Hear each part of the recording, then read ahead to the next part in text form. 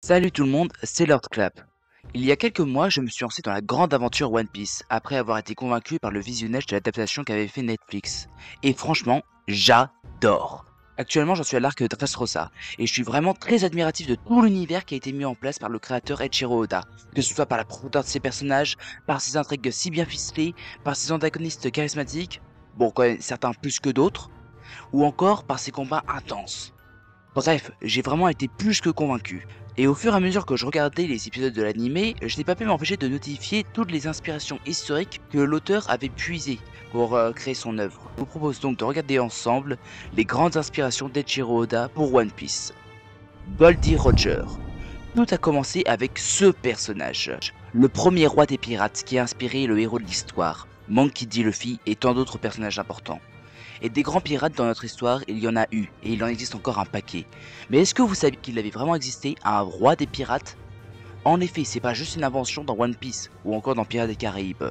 Bon, même si là, on était plus sur un surnom que sur un véritable titre. L'autre type, c'est Henry Avery, et son histoire est absolument passionnante. Véritable explorateur qui s'est aventuré jusqu'au bout du monde, chercheur de trésors, meneur ayant guidé ses hommes dans les combats les plus intenses. Bref, cet homme a eu 1000 vies. Notre histoire commence en 1694. Alors qu'il sert dans la Royal Navy en tant que marin, il subit une mutine contre son capitaine avec une partie de l'équipage et s'empare du navire sur lequel il officiait, le Charles II, et le rebaptise le Fancy, le fantaisiste en français si vous préférez.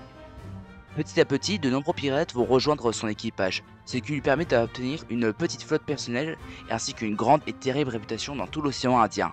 À cette époque, de nombreux navires marchands parcouraient ces eaux pour rejoindre l'Asie, et en particulier en Inde, pour y récupérer des denrées rares, ce qui constituait une cible de choix pour les pirates pour s'enrichir. Un an après sa mutinerie, le destin de Henry va changer, et il le fait rentrer dans l'histoire pour ne plus jamais en sortir. Alors qu'il navigue au large de l'Inde, il fait la rencontre de deux navires. Attention pour la prononciation, le Fateh Mohammed et le Ganges Sawai, qui appartenaient à la flotte moghole. Bien qu'il n'y avait aucun doute sur le fait que les deux bateaux contenaient un trésor inestimable à leur bord, ils étaient armés d'environ 80 canons et étaient gardés par 400 mousquetaires. Vraiment le truc qui te dissuade à fond de ne pas l'attaquer. Mais Henry, lui, ça le fait pas peur. Il sent que c'est une opportunité en or qui pourrait faire sa fortune et le mettre à l'aise financièrement jusqu'à la fin de ses jours. Il se lance alors à la poursuite avec très certainement un équipage avec une grosse boule au ventre. Heureusement pour les pirates, au cours de l'affrontement, un des canaux moghols explose, ce qui, en plus de faire casser le mât principal d'un des navires, crée une grosse panique à bord. Saisissant l'occasion, les pirates parviennent après de nombreuses heures de combat à capturer les deux bâtiments. Ce coup de maître permet du coup à Henry d'acquérir une fortune colossale, considérée encore aujourd'hui comme le plus grand trésor jamais acquis par un pirate. Henry capture aussi par la même occasion la fille du grand moghol, ainsi que sa suite. Ce fait d'armes lui vaudra le célèbre titre de roi des pirates. Cette attaque a eu de graves conséquences sur les relations entretenues entre les Anglais et les Moghols, affectant le commerce entre les deux pays. Cela poussa alors l'Angleterre à mettre une prime énorme sur la tête de Henry pour sa capture, ce qui en fit alors l'homme le plus recherché au monde. Il n'y a aucune certitude sur ce qu'il est devenu, ni de ce qu'il a fait de sa fortune, ce qui a contribué notamment à forger encore plus sa légende. Si certains affirment qu'il serait mort dans la pauvreté après avoir perdu tout son trésor, d'autres affirment qu'il aurait épousé la fille du grand Moghol qui l'avait capturé et serait ensuite devenu souverain d'un royaume à Madagascar. On peut facilement voir le parallèle qui existe entre Henry Avery et Gold Roger, mais ce n'est pas la seule inspiration du roi des pirates dans One Piece. On peut en effet parler du cas d'Oliver Levasseur, aussi appelé Labuse, un pirate qui sévissait au large de l'île de Réunion. Si ce surnom vous dit quelque chose, c'est peut-être parce qu'il a été repris à plusieurs reprises dans différents médias. En France, on peut par exemple citer le sketch de Golden Moustache ou encore la série audio L'épopée temporelle de Cyprien. Cyprien First, je veux rien entendre. Enfin bref, il existe bel et bien des similitudes entre lui et le personnage de One Piece, notamment par rapport à leurs dernières paroles. En effet, après avoir écumé les eaux de l'océan Indien, Oliver fut capturé et condamné à mort. Cependant, ce dernier, après de nombreuses années de piraterie, avait réussi à collecter un trésor conséquent, composé majoritairement de diamants. Or, quand il se fait arrêter, personne ne sait vraiment où il a entreposé son gigantesque trésor. Cependant, alors qu'il s'apprêtait à être exécuté, il aurait transmis un code secret permettant de trouver son trésor et aurait dit ces grandes paroles « Mon trésor, à qui saura le protéger ?» Ça ne vous rappelle rien comme situation? Oui, c'est quasiment un copier-coller de la scène d'exécution de Goldie Roger dans One Piece. Barbe noire et barbe blanche. Bon, celui-là, c'était bien sûr plus évident. Vous connaissez certainement tous le nom du pirate Barbe Noire, tant son image a été utilisée dans différents médias, que ce soit bien sûr dans One Piece, mais aussi dans différents films comme Pirates des Caraïbes, dans différentes séries, documentaires ou d'autres ouvrages. Mais est-ce que vous connaissez sa véritable histoire? Alors déjà, son vrai nom, c'est Edward Teach. Donc là, on remarque déjà que Eiichiro Oda a utilisé ce nom pour la création de deux personnages. Edward pour Edward Newgate, alias Barbe Blanche, et Teach pour Marshall D. Teach, alias Barbe Noire. Donc Barbe Noire, tout comme Henry Avery, c'est à la base un marin au service de l'Angleterre, jusqu'au jour où il s'est tourné vers la piraterie au début du XVIIIe siècle. L'histoire se passe cette fois dans les Caraïbes, une région marquée par la colonisation, la navigation, le commerce et aussi particulièrement la piraterie.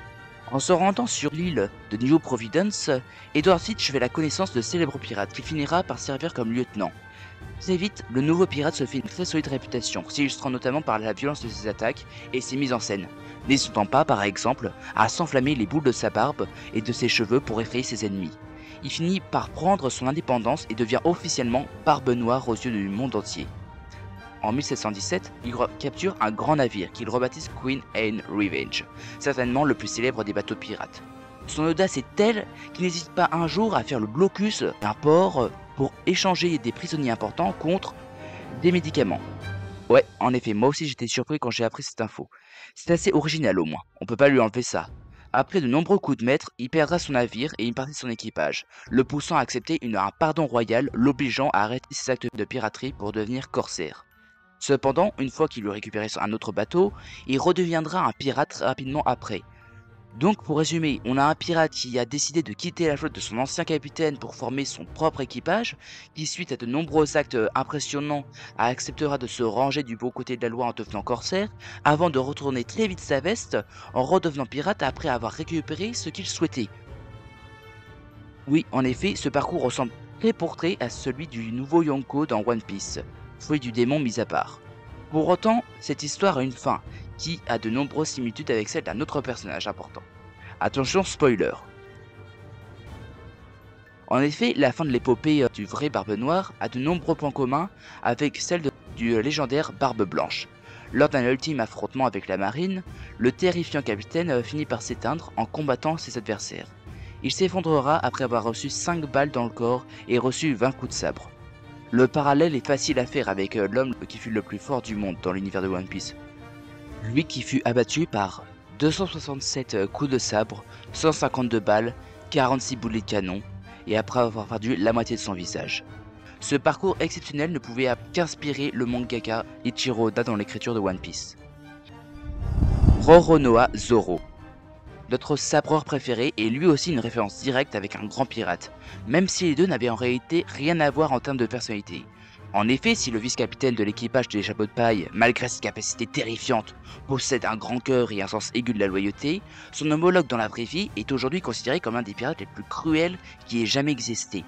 Cet homme, François, de son vrai nom Jean-David No, je m'étonne qu'il ait eu envie de le changer, serait né en France à la ville des Sables d'Olonne, vers 1630. Jeune, il partit pour les Caraïbes pour servir comme engagé, une sorte de contre-travail pendant 3 ans dans les colonies. Là-bas, il ne tardera pas à devenir pirate et à se forger une solide réputation du fait de ses attaques sanglantes, notamment contre les colons espagnols. Il prend alors le surnom de l'Olonais, en référence à sa ville natale. Il se formera une flotte importante, comprenant 8 navires et 400 hommes.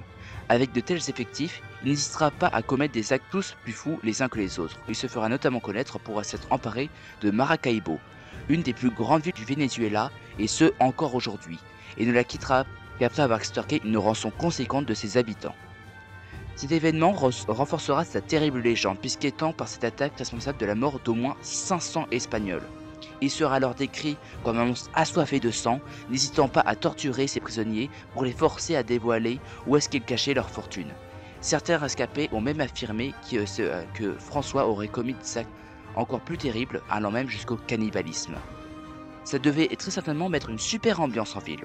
Le sac de la ville lui permet de se constituer une fortune colossale, presque capable de rivaliser avec celle de notre cher Henry Avery, dont on a parlé tout à l'heure. Après la prise de Maracaibo, il continuera à s'attaquer aux diverses îles des colonies espagnoles, provoquant toujours plus de nouveaux massacres. On estime qu'à son apogée, il dirigeait une flotte d'environ 6 gros navires et de plus de 700 flibustiers. Cependant, toutes les bonnes choses ont une fin. Enfin, si on peut dire ça comme ça au vu du bonhomme. Un jour, alors qu'il navigue au large du Costa Rica, il se fait capturer par une tribu d'autochtones qui se révèle être des cannibales. On ne le reverra plus jamais vivant.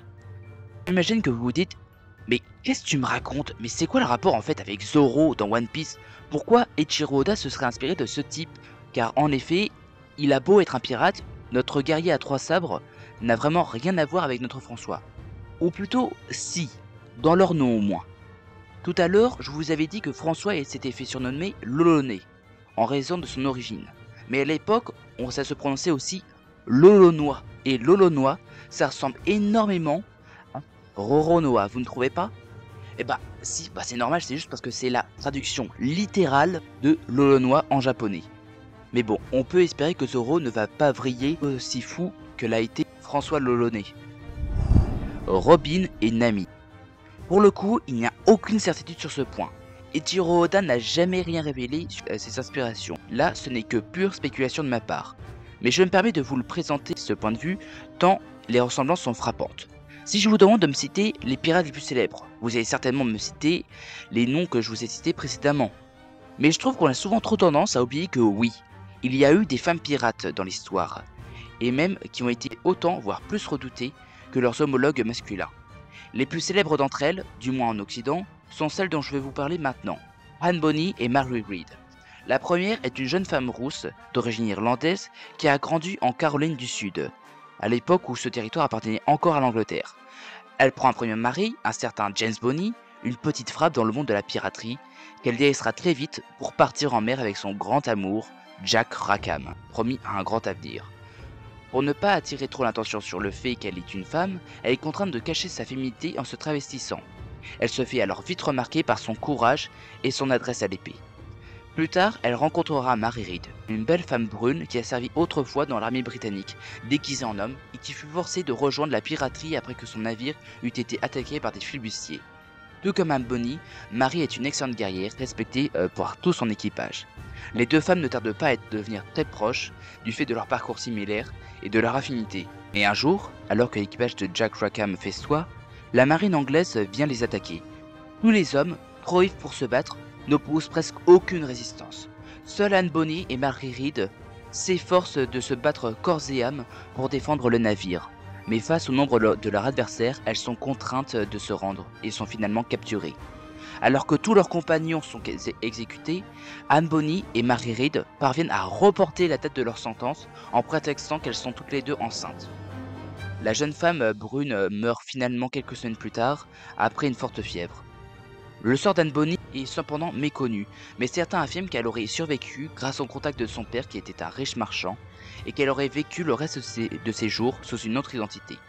Si j'avais voulu faire cette comparaison entre Nami et Robin et ces deux femmes, c'est parce qu'on peut y retrouver de nombreuses similitudes, ne serait-ce que par leur physique et leur situation.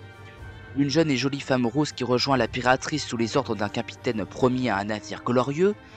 Après de nombreuses aventures, elle verra son équipage se compléter plus tard avec une belle femme aux cheveux noirs. Mary Read était âgée également d'une dizaine d'années de plus qu'Anne Bonny, ce qui correspond à peu près à la différence d'âge entre Robin et Nami. Et enfin et surtout, en plus d'être d'excellentes combattantes, elles étaient deux femmes dans un équipage entièrement composé d'hommes. Bien qu'Oda n'ait jamais explicitement déclaré que Nami et Robin étaient des inspirations de ces deux figures, on ne peut s'empêcher de notifier ces nombreux parallèles. Voilà, la vidéo se termine. Je précise ici qu'il n'est pas question de dire que le mangaka n'a rien inventé, bien au contraire, mais juste qu'il s'est inspiré de nombreux faits historiques pour la création de son œuvre. Sur ce, je vous souhaite une excellente journée, merci de m'avoir écouté pour cette toute première vidéo format long, j'espère que ça vous aura plu. Si c'est le cas, je vous invite à liker et à vous abonner à ma chaîne, et surtout de continuer à regarder mes prochaines vidéos. N'hésite surtout pas à poster un commentaire pour me dire ton avis et me donner accessoirement quelques conseils pour m'améliorer pour mes prochaines vidéos. Salut tout le monde, c'était Lord Clap.